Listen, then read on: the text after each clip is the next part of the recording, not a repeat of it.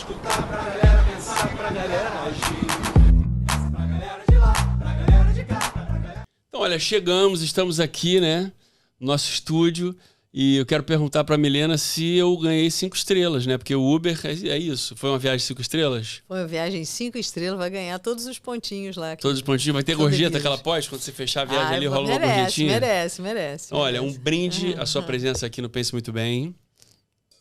Eu que agradeço, obrigada. Muito bom ter você aqui, a você também que está aí com a gente, acompanhando. Não esquece, né, de ficar atento, de marcar que sininho, aquelas coisas todas que a gente fala que não pede, mas pede, para você ver os episódios todos. E vamos nessa. Agora eu botei até a taça no lugar certo, ó, porque eu tô ensaiado, tô demais. Mi, diga. Eu queria saber o seguinte, o que você assistiu ou leu? Você é uma leitora ávida, você gosta de cinema, você assiste muita coisa. O que você recentemente viu que mexeu com você, assim, te tirou do lugar? Então, eu sempre fui bem cinéfila, sempre. Assistia tudo, desde a infância, assim, adolescente, quando eu comecei a poder escolher. Às vezes aquela coisa de você abrir o jornal e um monte de gente fala, não, isso aqui não está bem cotado. Não, mas esse é o diretor tal, esse aí é o ator tal, eu quero ver. E de ver filmes assim que, sabe, as irmãs e os irmãos mais velhos dos nossos amiguinhos, vocês não vão entender nada. Vocês não vão entrar nessa e tal. Não vai fazer o que nesse cinema, nesse filme? E eu ia e voltava comentando o filme, né? Aí, então, assim, eu sempre gostei da linguagem de cinema e eu entendo bem, curto. E tinha sonho de participar de um filme. Sempre tive, legal. Sabe? Aquela coisa desde criança. Um dia eu quero ser protagonista de um filme, ou pelo menos participar de um filme, né? Contando uma história bacana. Mas assim, né? A vida vai levando a gente para os outros caminhos. E aí, depois que eu tive filho, parei de ir ao cinema como eu ia. Eu ia toda semana, não tinha uma que eu não fosse ao cinema, pelo menos uma vez. Filmes duas, infantis e filmes que... Não, aí eu já era, né, de adolescente pra cima, né? Infantil, você tem que esperar a mãe e pai te levar, né? Aí depois não. Mas depois que eu passei aí com meu filho pra levar, né? Toy Story, viam tudo, né? Aquelas coisas, né? Aí quando o filho nasce, você também volta a ver os filmes infantis. Eu até escrevi uma história muito engraçada e eu não publiquei. Eu tenho um pouco essa dificuldade. Minha cabeça é muito elétrica, eu crio muita coisa, mas assim, eu tenho uma dificuldade de pegar e realizar. Mas peraí, o livro tá pronto? Não, a história tá pronta, tá aqui. Eu não coloquei ela em lugar nenhum. Você nem colocou no papel. Não, mas aí o que aconteceu? Era muito parecida com Madagascar. Ah, é? E aí, quando eu vi, eu falei, ai, droga, alguém pensou...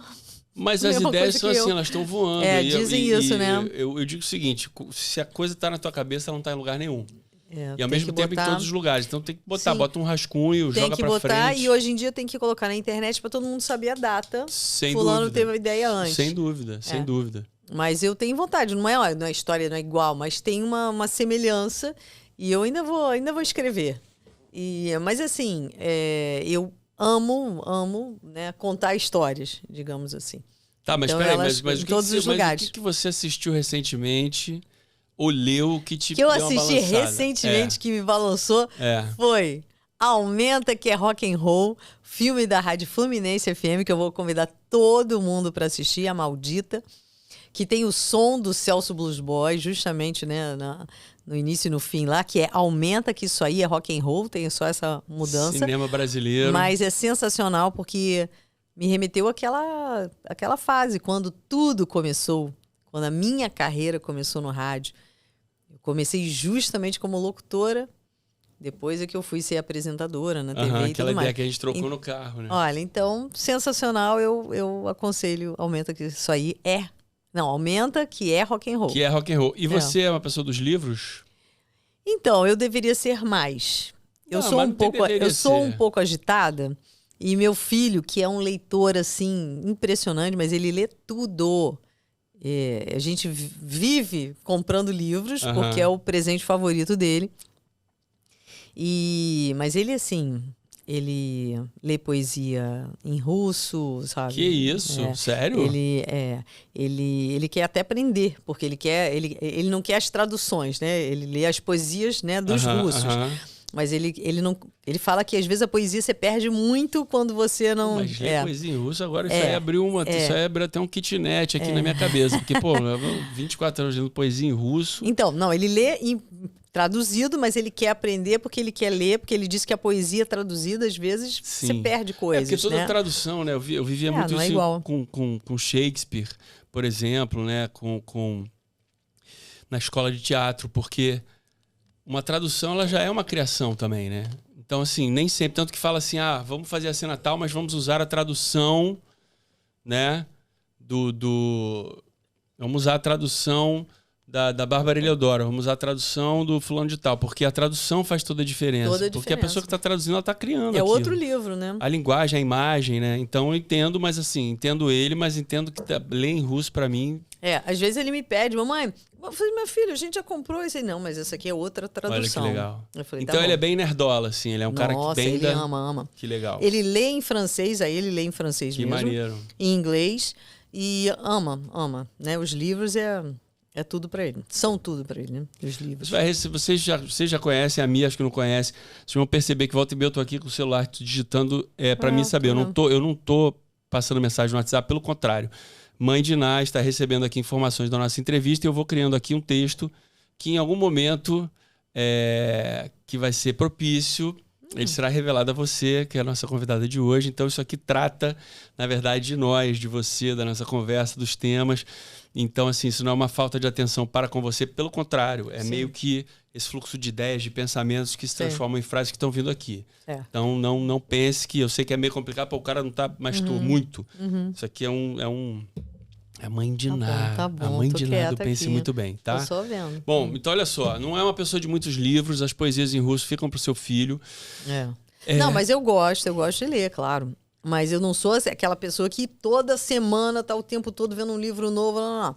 Eu tenho um livro, se você quiser que eu cite alguma coisa, que eu gosto, meu filho brinca comigo, mas eu sempre fui ligada, né, a livros que falam de espiritualidade, livros de autoajuda mesmo, que eu acho que tem muita coisa que eu acho que, assim, o importante é você captar, você aprender coisas que servem para a sua vida pessoal, para você ter equilíbrio, para você crescer. Se tornar uma pessoa melhor. Então, teve um livro muito emblemático para mim que eu li, que chama Você Pode Curar Sua Vida, de Louise Hay. Esse livro foi muito impactante para mim, da maneira que ela colocou problemas que ela teve. E ela falou, eu lembro que ela falou uma coisa em relação ao trabalho, que eu nunca vou esquecer. Ela falou, quando você deixar um trabalho, você deixa aquele espaço para outra pessoa, mas com muita alegria.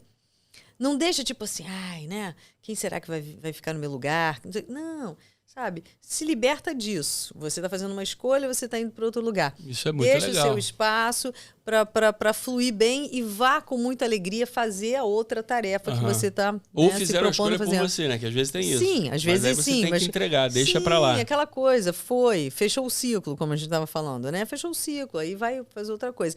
Mas sem mágoa, sem rancor, sem aquela tristeza que eu acho que muita gente arrasta, né? Fica arrastando corrente durante a vida. Ai, fulano fez isso, caramba, aquilo, né? E isso tudo difícil, eu acho que mas faz muito mal. Acho que a saúde mental e física das pessoas, né? Física também. Porque tudo você acaba somatizando e muitas vezes vira um problema, vira uma doença.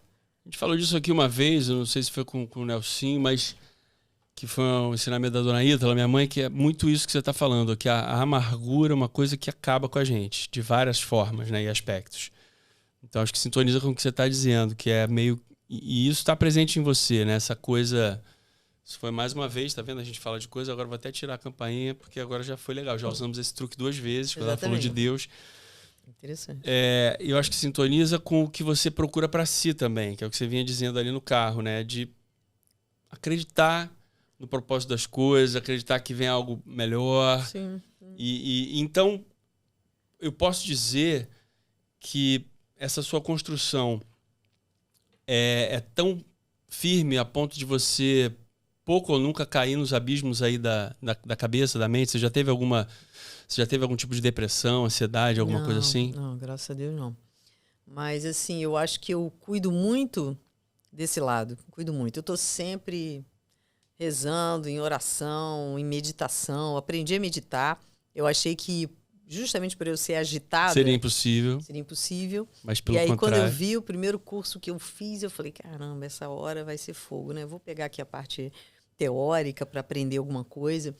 Mas, puxa, aí começando a meditação, de repente eu falei, caramba, eu tô vendo tudo que ela tá falando. Que legal. Eu tô sentindo que é isso mesmo. E aí eu vi que eu era capaz. Então eu comecei a fazer outras coisas. Isso tá na tua rotina diária? Eu não vou dizer diária, mas eu acho que o fato de eu estar sempre em conexão, né, com a espiritualidade, eu acho que eu estou sempre tentando me equilibrar. Porque muitas coisas acontecem no dia a dia, você pega o carro, você vai no trânsito, alguém te fecha, você já está xingando. Isso tudo tira a gente do prumo, certo? Mas eu acho que você falou uma coisa muito certa. A mágoa talvez seja o que mais machuca a gente. É tentar não se magoar e não magoar os outros, né? Porque eu acho que é uma coisa assim, é um cuidado que você tem que ter com o próximo, com quem você lida. Porque tudo eu acredito que é uma, né? É uma energia. É uma mesma coisa, né? Exatamente. Se você está fazendo ao outro, vai voltar. É incrível ver você falando e conviver com você e pensar o seguinte... A gente estava até subindo no elevador, aconteceu alguma coisa que não era como era esperado, foi só o que eu vi, você, poxa, isso é muito chato. Tem um momento que você dá uma palmada em alguma coisa, bate na mesa, dá um grito, ou isso é raríssimo como parece ser? Então, sei, às vezes eu acho que dependendo da situação, eu sou um pouco reativa. Mas com coisas assim que eu acho que são muito sérias. Tá. Né? De repente alguém lá em casa, quebrou o copo, fala, tá bom. Sim. Eu não vou, eu não vou ficar, eu tô falando coisas materiais. Sim, agora uma questão de injustiça talvez mexa com você. Nossa, aí sim. Aí eu fico muito brava. Porque eu acho que a gente tem que, como eu falei, cuidar do outro. Então, eu vejo uma coisa que, assim, eu acho absurdo ter acontecido, ter sido, né, feita, e aí eu fico brava. Aí eu zango. Aí você zanga, mas o seu zangar... Aí eu reclamo. Mas o seu zangar, ele me parece então, contornado, assim, né? Não é uma coisa que transborda e... eu acho isso muito interessante, porque você tem uma energia muito vivaz, né? Se é correto dizer, você tem essa vivacidade... Você tem essa energia, essa coisa mesmo que a gente atribui, né? Jovial, né? Que é uma coisa... como tem no filme que a gente assistiu ontem lá, que você acabou de falar. O Aumenta, que é rock and roll, conta a história da Maldita. Mas, ao mesmo tempo, existe uma paz, assim, né? De uma mulher que, criou um filho, aí 24 anos já tem. Então, eu fico exatamente pensando e me inspirando nisso. Porque as pessoas acham, às vezes, você é um cara tão tranquilo, tão zen. Eu não sou nada zen. Eu berro, eu grito sozinho, eu rapidamente, mesmo tentando não acontecer, que isso não aconteça. E eu aqui te ouvindo e pensando em retrospecto os vários momentos que a gente teve juntos, né? Claro que são recortes, né? Ali o dia a dia, alguma coisa que aconteceu, algo que foi errado, o filho que faz uma besteira, ou que... Isso é normal, né? A gente discordar, a gente querer me ensinar o que a gente acha que é o certo, né? Mas é difícil levantar a voz, né? É difícil. O problema que reclamam muitas vezes comigo é que eu não tô brigando e as pessoas dizem que parece que eu tô brigando. Porque tem uma voz forte. Então, às vezes, assim, quando eu começo a falar animada, não, gente, mas entende... Aí, às vezes, quem é que você tá brigando? Entendi. Eu falei, gente, tô brigando não. Tô falando. Eu tô apenas me expressando, mas... para eu falar, de repente, baixinho, assim, calminho, é raro. É mais fácil eu falar, então, gente, não, vamos lá, Daniel, isso aqui, vamos lá, bababá. Aí é o mais... Eu acho bacana porque é isso, né? O que tem que ser dito é dito, sem sair do seu lugar muito de... isso é legal, isso eu não gosto, aquilo, né? E coloca você coloca os seus limites sem que isso precise tirar você... do seu próprio limite, né? Sim, eu acho que assim, eu tento não me provocar para sair do meu equilíbrio, entende? Então tem situações que eu falo, não vou fazer isso não vou falar isso aqui não vou ali não, porque vai acabar causando... desconforto para mim e para outra pessoa. Então, às vezes eu prefiro ficar quieta. Eu também. Então você também passa filminho, assim, que eu falo passar filminho, que eu falo, pô, cara, se eu fizer isso, vai gerar isso. Depois eu vou me sentir assim. Não que a gente tenha esse controle, mas você sabe, né? Sim. Quando você solta algo que é pesado, você fala, pô, isso vai me deixar assim. Aí depois a outra pessoa vai ficar assim, ixi, vai ficar aquele clima, então... É mesmo? Você consegue fazer isso? Um pouco, que lindo, assim, né? um pouco. Não, mas é muito pouco. Mas acho que você faz a mesma coisa. Que assim, você fala, cara, isso vai ter uma consequência. É o que eu falo penso muito, bastante. É o que eu falo muito com as pessoas que eu convivo mais proximamente. Você fala, cara, as coisas têm uma consequência. Então, não é assim... Às vezes minha analista falava assim, pô, às vezes você prefere evitar o conflito. Porque você se chateia muito com o conflito. De fato. Uhum. O conflito... Porque eu acho que quando a coisa tem que chegar nesse nível, onde você é mais severo... Depois aquilo gera muitas vezes... E nem sempre você consegue sair daquela laminha, né? Porque demora, né? É uma laminha, né? Demora. E às vezes demora. E aí é ruim. Aí causa, né, aquela... Né, aí fica... Então, aquilo que a gente conversou no carro. Essas coisas aí dão refluxo. Dão refluxo, a voz embarga. E nessa filosofia aí toda, né? De como é que a gente tá com a gente. Na tua rotina, você vai gravar. Você tem gravação. Você é muito... de uma rotina, você tem uma preparação X, eu preciso beber isso, aquela água que eu gosto, fazer aquele exercício, ou não sei o quê. Como é que é essa tua preparação para estar ao vivo? Eu faço muito exercício de respiração, principalmente por causa do canto. Mais até do que para falar. Legal. Fiz um exame uma vez aí, numa máquina aí, russa, enfim. Pô, tô vendo que a Rússia tá presente na nossa conversa. Não, que isso. Não, mas é porque era uma médica num spa que eu fui e tal. Aí ela veio trazer o meu diagnóstico. Ela falou assim, você precisa aprender a respirar. Como? Respirar? Eu sou uma locutora, apresentadora. Eu respiro o tempo todo, faço aula de canto. Ela falou assim, mas você fica várias vezes em apneia. Eu falei, como? Oh, ela percebeu isso. E eu tenho um pouco esse agito mesmo, de, tô falando... Aí eu fiquei sem respirar, sabe? Aí daqui a pouco... Entendi. Sabe? E a gente não pode, né? Na verdade, a gente tem que estar respirando o tempo todo. Uhum. Bom, aí falou, faz yoga. E eu comecei a fazer yoga, mas parei. Mas então, assim, quando eu medito, você tem que pensar na respiração. Então, já ajuda muito. Essa coisa de estar no momento presente. Já conscientiza, pô, tô respirando. O tempo todo, então já ajuda muito. E eu voltei agora a aula de canto e a professora também é ótima, mistura muitos exercícios também para fala e para canto. Você faz uma vez por semana? Uma vez por semana. Boa, tua teacher é ótima? Ela é ótima, ela é ótima. Vai na sua casa ou você vai na casa dela? Não, atualmente esse é o problema, porque ela mora fora do Rio. Então online. Então a gente tá fazendo online. Odeio ela coisa online. Não, é ruim mesmo. E ela mesmo fala, Milena, eu só te dou aula porque você já tem base, você já conhece, não faria isso. Já tá numa trajetória. Que não dá, você já entende, fez isso errado, fez aquilo. Agora, para quem tá começando, ela mesmo diz que recusa um monte de alunos que querem fazer online, porque ela não faz. Mas de vez em quando a gente canta junto ali. A gente cantou semana passada, fizemos uma homenagem a Rita Lee, que meu irmão fez um show.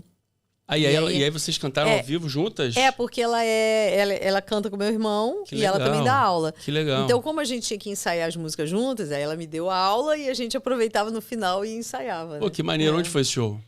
Foi lá em Niterói. E tem algum lugar para o pessoal ver, não? Lá foi numa academia que eles já fizeram antes, fizeram até ano passado, meu aniversário. E agora fizeram... Ai, meu Deus, qual é o nome da academia? Fica tranquilo. Daqui a pouco a gente lembra, a gente bota aí. Fica de boa. E você cantou a Rita Lee, eu ia perguntar isso. É uma academia de dança que meu irmão dança. Que legal. Então é bem legal. Dança... O que ele dança? Dança de salão? É dança de salão. Que legal. Né? Mas aí eles juntaram da outra vez, dançaram, tocaram. Você é da dança também? Eu amo dança. Danço desde os... Na verdade, comecei balé com 4 aninhos de idade. Caramba. Então Mentia que eu tinha 5. Então você acha que a consciência corporal veio muito por aí também, assim, em relação... Vem muito. Eu conheci a Ana Botafogo, aí batendo papo, não sei o que e tal. Aí ela olhou pra mim assim, você já fez balé? Aí eu falei, Ana, mas tem milhares de anos. Mas as pessoas percebem. Não, mas a gente percebe. Eu falei, sério? Eu fiquei chocada. Percebe. Porque, às vezes, eu não tenho uma postura tão boa assim. Porque quando você está praticando, você tem aquela coisa de imaginar que está puxando aqui em cima. Então, você tem uma postura muito certinho o tempo todo. Hoje em dia, eu já fico um pouquinho largada, né? Mas é uma Mas é porque percepção. também a gente cansa, né? Chega uma hora que a gente cansa, né? Tipo, não dá para ficar em cima do balé o tempo inteiro. A gente veio falando no carro todo o seu tempo na rádio, né, que foi muito legal. E Quando essa transição se fez para a TV, quando é que foi a primeira vez que você estava ao vivo, assim? As coberturas são ao vivo, né? Como você falou das coberturas de jogos e tal, mas lá atrás, na rádio você estava sempre ao vivo, naquela loucura, troca coisa, vivendo 3 horas em uma. Na TV, como é que foi a primeira vez, assim? Você tem uma lembrança de ter... Porque eu acho que o ao vivo, ele dá um sabor diferente, né? Então, como é que foi lidar com isso? A expectativa de estar ao vivo, de entrar ao vivo? Você está falando da primeira experiência na TV ou a primeira experiência ao vivo? Na TV. Quando tinha vídeo também. Quando eu saí da rádio, né? Parei de trabalhar em rádio e fui para a televisão, eles queriam que eu fizesse também uma locução de rádio no vídeo. Então, eu continuei com o mesmo pique, né? Porque aquela coisa rápida, né? O rádio você tem que preencher todos os espaços, informar o tempo todo. Você não tem a pausa da televisão, que você dá um sorriso, que você pode, né, fazer silêncio, você pode fazer uma expressão, e tudo isso já vai ser informação. No rádio, não. Você tem que estar informando. Ninguém vai saber que você está tendo alguma expressão, nenhuma careta, nada disso. Então, o rádio você tem que estar o tempo todo. Aí você pode até brincar, falando, não faz cara feia, não. O que é que você está reclamando? Hein, Daniel? Poxa, eu tô falando aqui para você, eu acho isso, papapá. Você tem até que descrever o que está acontecendo. Gente, tô sorrindo aqui, tô alegre pra caramba, porque tô impressionada com essa história que você está me contando. Olha que legal. Entendeu? Então, você tem que... É diferente. E no vídeo, não. E quando me levaram pra TV... Então, foi uma transição tranquila, porque eu continuei fazendo meu pique de rádio, inventaram vários termos, tipo telesonoros, teleouvintes, tinha umas coisas assim, para justamente, telesonoros, e aí agora, nossos teleouvintes, vamos ver, então, Paralamas do Sucesso. Aí a gente apresentava bandas nacionais, fazia entrevistas, às vezes fazia esquetes e colocava no ar, chamava Som Maior na manchete. Som Maior. Então foi uma transição tranquila. Quando eu fui para o jornalismo em geral, tudo é ao vivo. A não ser que você faça um programa que já tenha sido combinado por alguns motivos e ele seja gravado. Mas os telejornais são ao vivo.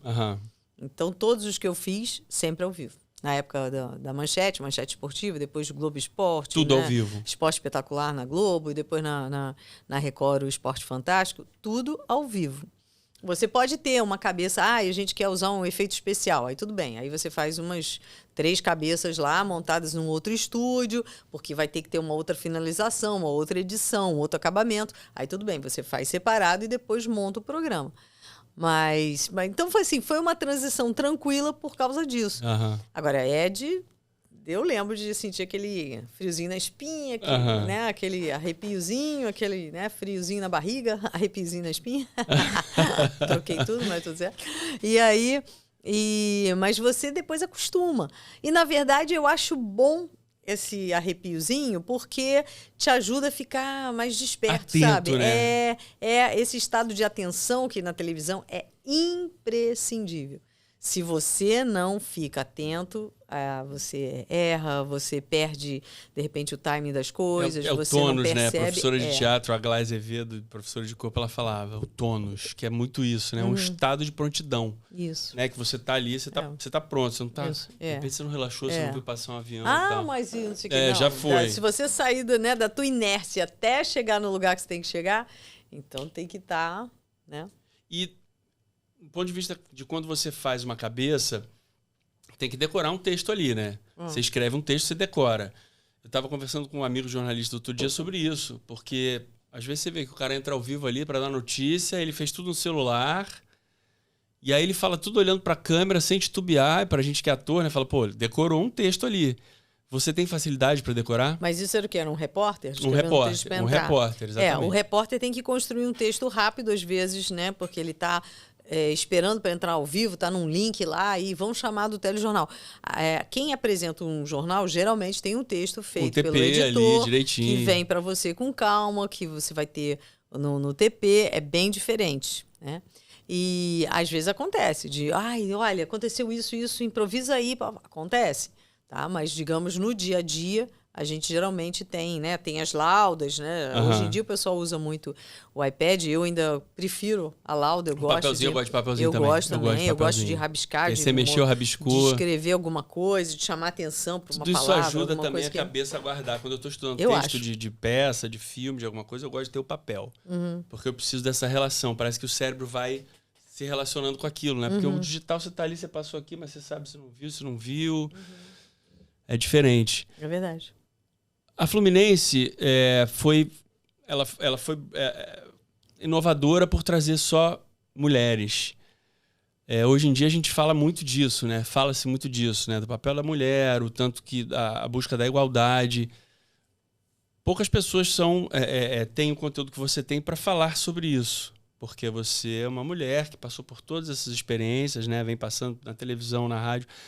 Como é que você vê o papel da mulher nessas estruturas? Você sentiu durante a tua carreira que é, de fato, um meio onde o machismo predomina, como se diz? Você acha que é de cada pessoa? Você teve algum obstáculo sério em relação a isso? Em relação não estou dizendo a assédio, né? Que é uma coisa super séria e que aí...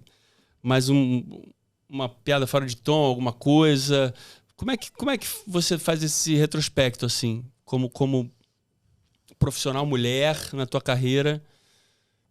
Na época da Rádio Fluminense, você vê, não existia locução feminina em FM. Existiam duas locutoras. Na verdade, a Maravilha Rodrigues na JB.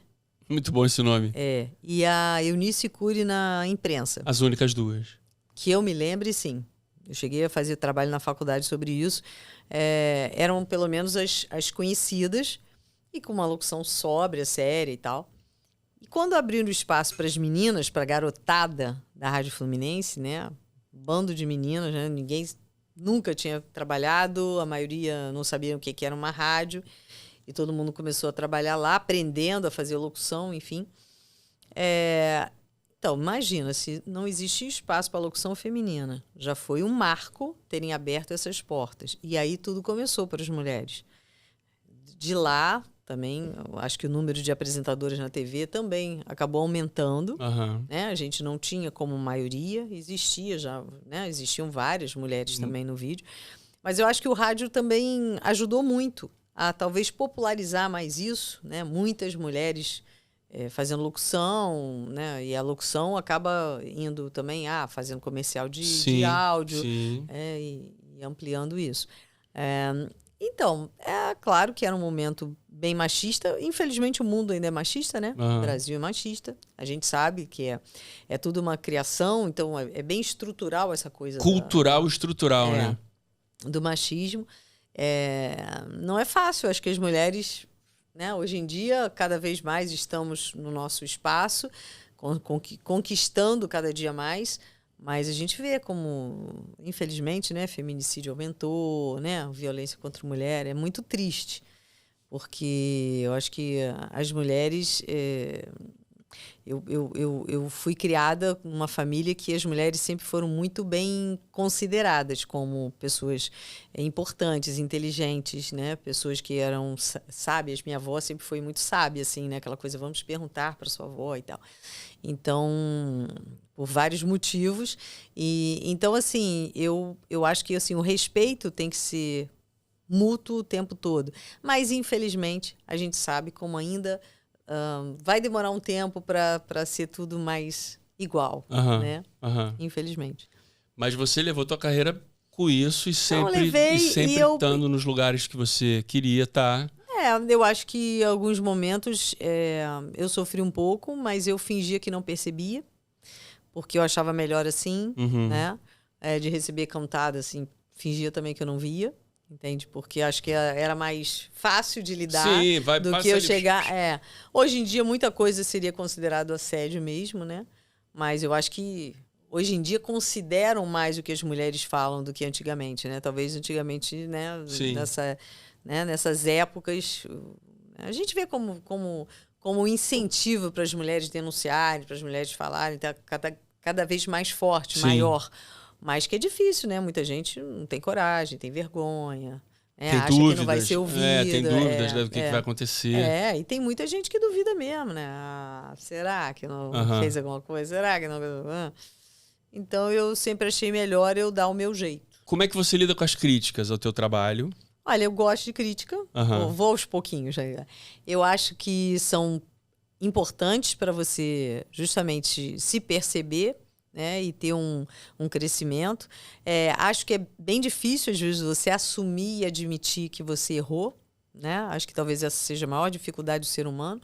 Se a gente admitisse de uma forma mais leve, seria muito mais fácil o relacionamento entre qualquer pessoa, né? Entre as pessoas. Com certeza. Com qualquer pessoa. Mas eu gosto. Eu acho que se você sente que são para te ajudar, para somar. Né? Não apenas para te cutucar ou te diminuir. Aí eu já não gosto. Aí tem que fazer o ouvido de... entra por um ouvido, sai pelo outro. Aí eu já fico revoltada, porque aí eu já não quero. Agora, se eu percebo que a pessoa está falando alguma coisa para realmente me fazer burilar aquilo ali, você melhorar... Você vai ouvir e vai perceber. Claro. E você tem o hábito de se assistir? Você vê o teu programa no ar? Eu deveria me ver mais. Eu deveria, mas... Aquela correria da gente, né? Acaba não dando tempo. Às vezes acontece alguma coisa e fala, deixa eu ver se eu errei o tom ali, se eu exagerei, ou se eu faltei e tal. Aí você vai assistir. Mas no dia a dia é muito difícil, né? Antigamente até tinha gravação quando você podia fazer em casa, né? VHS, eu adorava. Era muito legal. Aí sim, eu pedi em casa, gente, grava pra mim o programa. O pessoal gravava. E quando era novela, eu deixava programado. Ele gravava de segunda a sexta naquele horário, a fita ficava ali, a gente podia assistir, era agora um barato. Não pode mais, né? Não pode mais. Não como pode a gente mais. Grava agora de vídeo? Exatamente, não tem como. Ou você recorre ao YouTube daqueles programas, né? Sei lá, se você gravou uma entrevista, se você fez o teu programa, se aquilo tá no YouTube ou não, né? Se tá no canal da emissora ou não, para você assistir. Eu também não curto muito ficar vendo direto, porque eu acho que às vezes perde-se um pouco da naturalidade, né? Então, tipo, na turma do Didi, por exemplo, como era um produto que eu julgava que eu conhecia muito mal, porque era uma linguagem que, eu vinha de teatro, de novela, então aquela linguagem do humor e da coisa mais despojada e às vezes até preconceituosamente falando, né, que eu achava bobo, né, porque você tá ali, mas você tá fazendo, às vezes você fala, mas isso é uma bobagem, entendeu? Então você mesmo briga um pouco com o formato às vezes. Não sei se isso já aconteceu. Teve algum trabalho seu? Mas eu adorava ver vocês. O Didi. Teve algum trabalho seu, algum momento seu que você tava, mesmo que fosse uma transição, né, de programa, você fala, esse formato aqui não tá tão legal, não é tanto que eu queria fazer? Você tem essa lembrança ou você tá sempre jogando o jogo e vamos nessa? Não, eu acho que agora, nos últimos tempos, eu tava querendo fazer mais, porque você tem um programa que era de 1h45 e depois você faz só um bloco. Entendi. Aí você fica assistindo falta, né, daquela disponibilidade que a gente tinha de jogar mais a nossa emoção, perfeito. Informação, trocar mais, de inventar pautas, matérias, aí você fica muito limitado, e isso é ruim. Isso eu acho que eu senti falta. Perfeito. Porque a gente tá falando de crítica e de ver, né? Então, na turma do dia eu fazia isso, eu falava pro diretor e pro Renato, tá legal? Tá legal, então pronto. Eles sabem o que o público... O Renato mais do que ninguém, né? Então, se tá legal, tá legal. E aí eu ia assistir aquilo tempos depois. Filme é a mesma coisa. Acabou de estrear um filme agora no festival de Porto Alegre, chama Fantaspoa. Eu nem conhecia, é um festival muito maneiro, bacana, diferente. É um festival de mais de 15 anos de existência. E aí o filme chamado Blade Namorado. Esse foi um. Eu fui lá filmar em Curitiba, logo pós-pandemia. A gente ia fazer antes, aí pandemia, adia 1 ano, adia 2, adia 3. Acho que não chegou a dia 3, mas chegou a dia 2. E aí ele, quer ver no monitor? Eu falo, tá legal? Porque a chance, das vezes, de ver, né? De você ver e falar, vou... Porque ali o negócio é mergulhar, né? O mergulhar, não vou ficar pensando se tá a luz, tá certa, não tá. Então tem esse lugar de o tanto que a gente quer se ver ou não quer se ver. As pessoas te reconhecem constantemente na rua, assim, pelos seus trabalhos. Como é que é essa relação? Dani, graças a Deus, sim. E nesses últimos tempos, assim, eu achei tão engraçado. Eu tava em Niterói essa semana. E aí, assim, eu não costumo usar óculos, mas eu tava de óculos e sem maquiagem, né? Acho que o cabelo preso, tava assim, não era a Milena que as pessoas estão acostumadas a ver na televisão. E aí, de repente, eu tô na farmácia e me diz, ai, Milena Ciribelli, eu sabia sabia que era você quando ela pegou o cartão, né? Ah, que legal. Aí eu falei, oi, tudo bem? Aí disse, nossa, você me reconheceu? Então, assim, é gostoso? É gostoso. É um reconhecimento, né? E aí eu fico vendo assim, nossa, o tempo passa, mas aquela galera que assistia a televisão, porque a galerinha nova hoje em dia é tudo pelo streaming, internet, tudo YouTube, tudo diferente. Tudo, né? É diferente. Mas essa galera que me assistia continua lembrando de mim. Ainda bem, né? Ainda bem, com certeza. E falando dessa galera nova, a gente estava questionando um pouco ali no carro, né? O tanto que as pessoas estão se dedicando a cada coisa, né? Estão se comprometendo. Você, com tanta experiência que você tem na comunicação, que recado, que conselho você dá? É claro que o mundo está tão diferente, né? Mas com toda essa tua bagagem, alguém que tá nessa busca, né, quer fazer um pouco do que você faz, que conselho você deixa? Conselho? Olha, eu acho que eu não sei se só fazer o que a gente fez, porque eu acho que essa profissão está mudando um pouco também, né? Tudo está em movimento. Então, eu acho que para qualquer coisa que você faça, tem muita gente que... Eu gosto muito de ir à faculdade, assim, quando o pessoal está para escolher a profissão, né? O segundo grau, que está ainda vendo... Ainda é segundo grau? Não, né? Mudou o nome. Mudou o nome. Mas esqueci. O pessoal entende que, né? Fundamental, é o que vem né? antes. É o fundamental? É o fundamental, mas o segundo grau era o que vinha antes da faculdade. Da escolha, da faculdade. Grau. Então, assim, eu fui muito e fui para a faculdade também, que às vezes está naquele início e depois você tem que escolher, né, para onde você vai, qual a especialização que você vai fazer. E eu sempre gostei de conversar, porque as pessoas, às vezes, falam, por exemplo, início, então, de curso de comunicação, vai pensando que vai ser uma coisa, ou que vai fazer uma coisa, e resolve migrar para outra. E, na verdade, quando você vai começar a fazer um curso, mas é tão difícil, né? Trabalhar na televisão, puxa, jornalismo esportivo, eu queria tanto, é um sonho que eu tenho. Eu falei, então, se é um sonho, se você tem vontade, corre atrás. Não deixa para lá porque é difícil, é porque cada um tem uma história. E às vezes, por exemplo, eu pensei que eu ia ser publicitária quando eu era criança. Isso aí é interessante. Eu pensei que ia ser publicitária, porque eu adorava assistir os desenhos animados e ficava assim, falei, gente, no intervalo, como alguém conta uma história em 30 segundos? Eu tô aqui há 1 hora esperando ver o que vão falar, né? O que vai acontecer, qual vai ser o desfecho. Eu quero fazer isso, eu quero contar uma historinha resumidamente. Olha que legal. em 30 segundos. Bom, aí eu comecei, né, pensando, né, na faculdade, vou fazer. E aí chegou aquela hora de começar a ir às agências. Eu falei, acho que não é isso que eu quero. E aí eu comecei a trabalhar, eu já estava na rádio, comecei a trabalhar na TV, fazendo entrevistas. A Manchete fazia os especiais, eram os especiais da Manchete. Então, por exemplo, a gente entrevistava uma banda que vinha para o Brasil, The Cure, Echo and the Bunnymen, teve Ray Conniff, teve... Você entrevistou uma galera muito legal. Isso era uma outra pergunta. Tony Bennett, que foi o mais importante. É uma pergunta que eu quero te fazer, que você já está dizendo, porque você entrevistou uma galera muito legal. Então, The Cure... a lista era bem grande. Uma lista grande. Echo and the Bunnymen. Teve tanta gente. Chuck Mangione, que eu não conhecia, mas era um músico maravilhoso. Um pessoal de jazz, Dizzy Gillespie. Uau, que isso.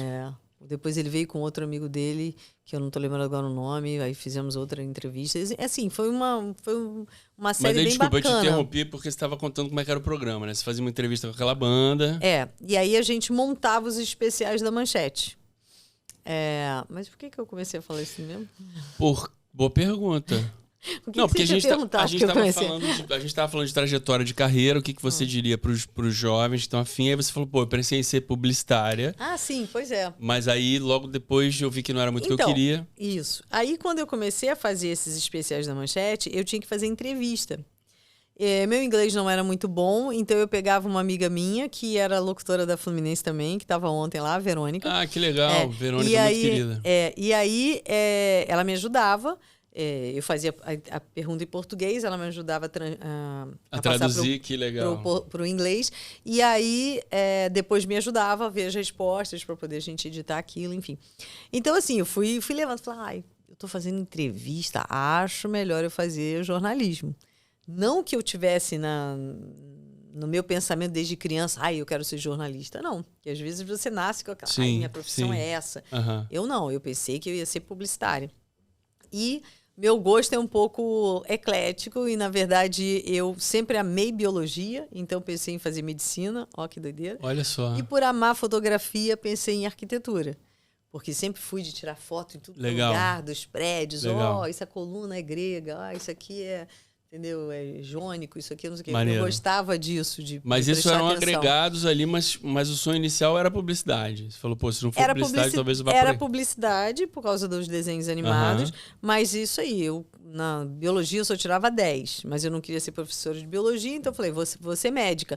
Mas eu não posso ver o sangue. Então foi tudo assim, arquitetura tem muita matemática, eu sou ruim em matemática. Então eu fui, sabe, limitando por eliminação. Por eliminação. Aqui não vai rolar. Eu acho melhor ficar na comunicação mesmo. Aí foi o que eu fiz. E você fez comunicação? Fiz comunicação. E aí, publicidade, acabei me formando em publicidade e jornalismo. Que legal. Já estou fazendo aqui, vamos acabar. Eu comecei por comunicação também, só que eu fiz a faixa, a faculdade de L. Alonso, depois eu fui para Estácio, mas eu já tocava na noite, a faculdade era de manhã, e eu fui mais por uma obrigação do meu pai, que ele falou assim, cara, você tem que ter um diploma, um curso superior. E aí eu pensei, falei, cara, o que eu posso estudar, o que tem a ver comigo, eu gosto de criar e tal, e aí veio a publicidade, né? Porque eu falei, eu posso seguir jornalismo, eu adorava o negócio de âncora, né? Coisas que você vê em casa, né? Você fala ali o cara falando, acho que esse negócio da comunicação. Sim. Mas acabou que terceiro período... Você não se formou, então? Não me formei. Terceiro período eu tranquei, falei, uma hora eu volto, porque eu já tava tocava na noite lá da Tijuca, tocava pela noite carioca, falei, cara, eu quero tocar, não adianta eu ter um diploma, né? Se eu não vou seguir isso. Então aí acabei não concluindo. Estudei muitas outras coisas, fiz harmonia funcional, fiz cursos livres de cinema, de publicidade, depois como ator, mas a faculdade não terminei. Mas eu não sabia que você tinha feito que você tinha esse desejo, na verdade. Sabia que você tinha feito a faculdade, mas que você tinha esse desejo da publicidade. Isso é muito legal.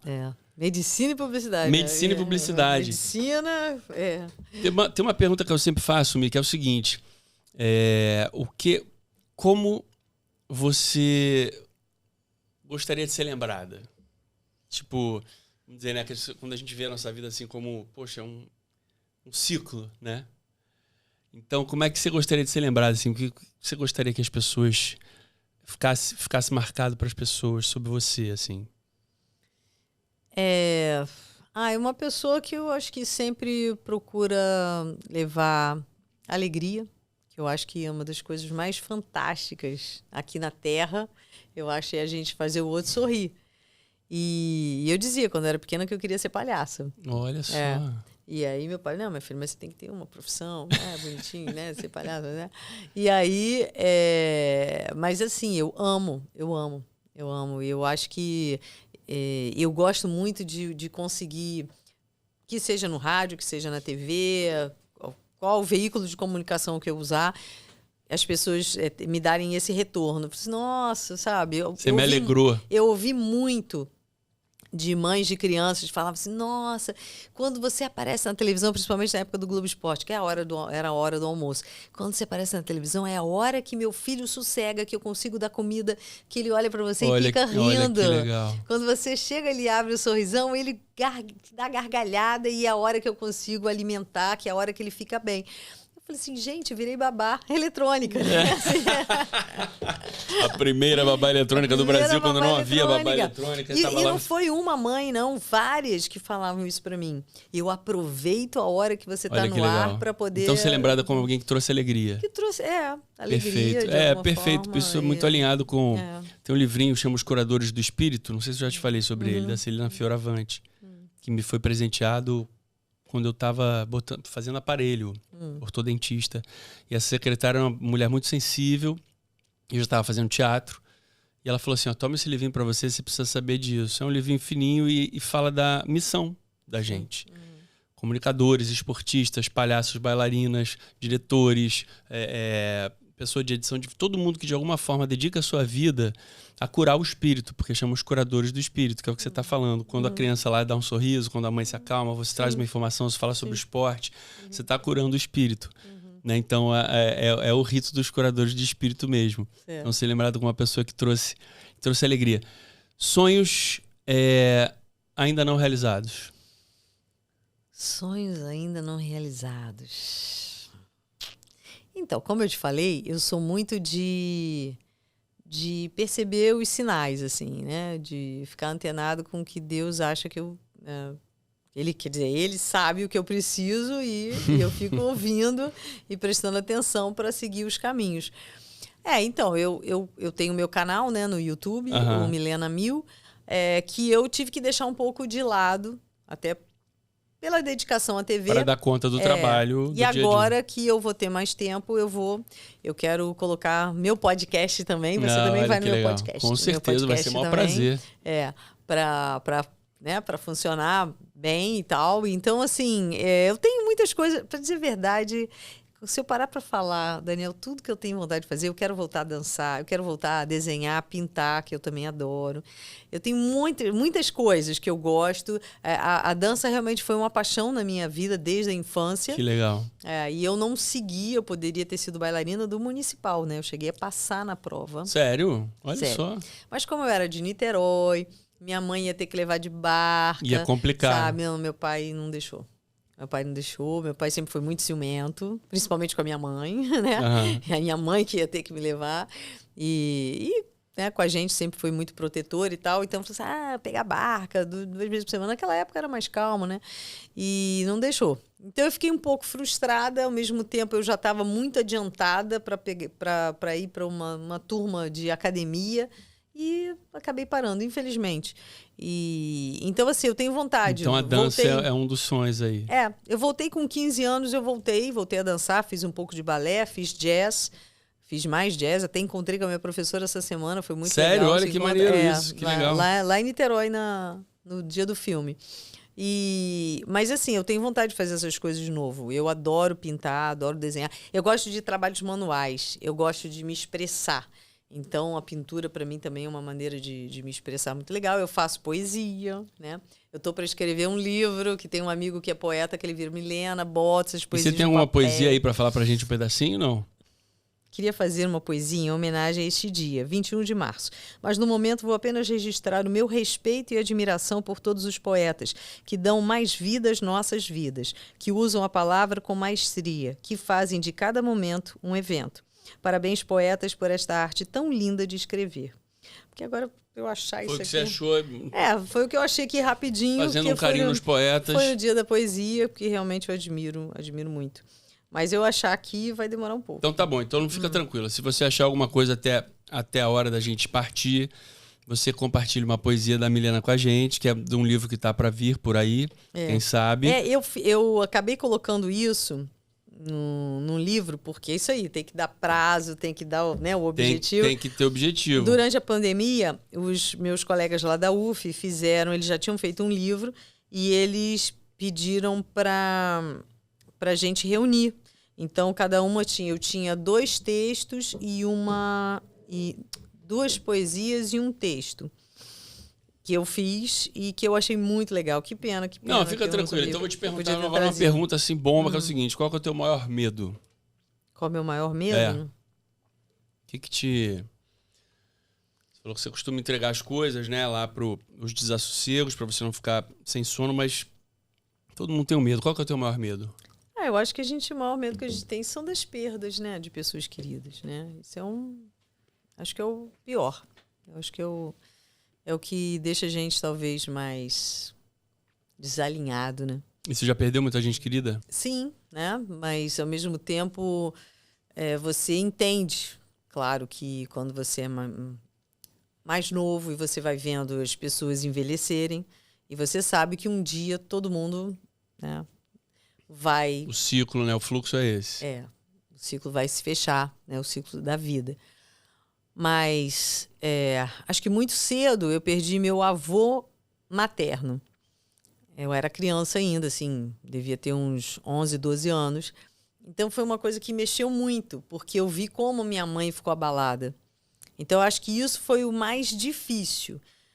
Ele, embora uma pessoa muito querida, uma pessoa muito boa, ele morava no Espírito Santo. Então ele não estava no nosso convívio diário. Não estava naquela convivência diária. E isso é diferente, né, do que uma pessoa que está... Quando meus avós paternos faleceram, a gente morava todo mundo junto, né? Numa casa, eles embaixo, a gente em cima. Então, todo dia todo mundo estava junto. Então, foi mais difícil, né? Foi um baque. Foi um baque bem grande. E depois a minha avó materna, que foi a que durou mais, ficou viva até os 93, 4 anos. Então, assim, meu avô paterno também morreu com 97, aliás, 97. A longevidade é grande. Pois é, não, então e que bom que foram nos períodos finais, de fato, daquela expectativa de vida que a gente tem, né? Que não é uma coisa daquelas que são cortantes totalmente. Você fala, caramba, amém. Que você, se você pudesse se entrevistar, o que você perguntaria para você? Nossa Senhora, que pergunta difícil. Eu me entrevistando. O que você perguntaria para você, assim? Ou para ajudar um entrevistador, ou para realmente algo que você gostaria de ter uma resposta? Fala, cara, eu gostaria de ter uma resposta sobre isso. Milena, o que você pensa da vida? O que você pensa da vida? Eu acho a vida linda, maravilhosa. E agradeço a Deus, assim, realmente muita gratidão pela oportunidade cada dia de vivenciar com os amigos, com a família, com o meu filho, as descobertas, né, que a gente vai tendo. Ter saúde, né? Então, assim, saúde, claro, que é a primeira coisa que a gente pede, né? E que agradece, graças a Deus, está tudo ótimo. Mas acho que é uma dádiva mesmo, é um dom, né? Acho que a vida é um presente de Deus. Estamos aqui, eu acredito que nós estamos aqui para aprender, para evoluir. Então, nada é perfeito, né? E tem gente que acha assim, né? Tem muita essa coisa de achar que um artista, né? Alguém da televisão tem uma vida perfeita, que nada dá errado, que não é assim. Não tem isso. Né? Mas eu acredito muito na maneira de você encarar as dificuldades. Eu acho que isso ajuda muito a você caminhar com mais leveza. Você não ficar, talvez, arrastando, né? Todos os problemas e todas as correntes. É isso. Então, Mi, para você, aqui do Pense Muito Bem, aqui com a Milena Ciribelli, Milena Ciribelli, Milena. Muito bom ter você aqui. E enquanto a gente ia conversando, obviamente, eu não quero ficar tanto aqui voltado para cá, tô te ouvindo, mas coisas vieram e eu vou compartilhar com você. Milena é protagonista do seu filme. É aquela voz gostosa na nossa cabeça, sabe? Aquele show, aumenta que isso aí é rock and roll. De lá da maldita, palavra esquisita, mas que nesse caso se refere a coisas lindas, diferentes, coisas que estão fora do roteiro. Eu, Milena, leio pessoas e leio as estrelas. Poesias em russo são demais pra gente, mas o meu filho, ele consegue, ele entende.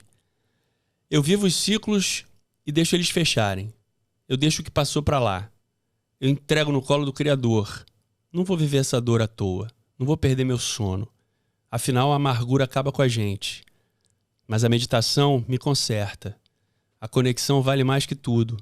Deus é que sabe. E eu tô plugada nessa ideia que para muitos parece um absurdo. Mas eu sei da perfeição. Mi, você passa a serenidade. Você fala que a perfeição da vida é como a gente encara as dificuldades. Ter leveza. O outro é importante, tem que ser. O individualismo tá matando a coisa toda. Às vezes, parece que a gente está vivendo no lugar errado, né? Parece que a coisa está indo para onde não deveria ir. Precipício. Mas eu sinto que você procura algo que te oriente.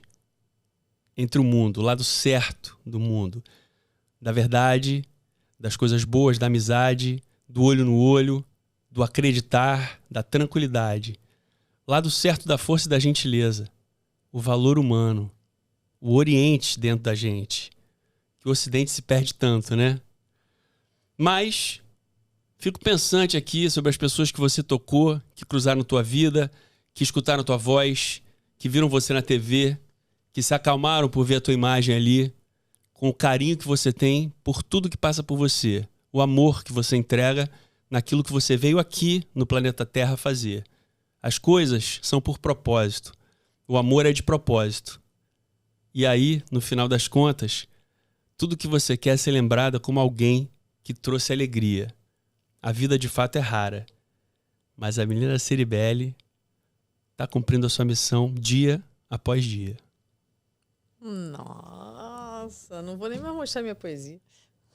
Para você. Que lindo, querido. Para você de coração. Amei. Mãe de Ná em ação.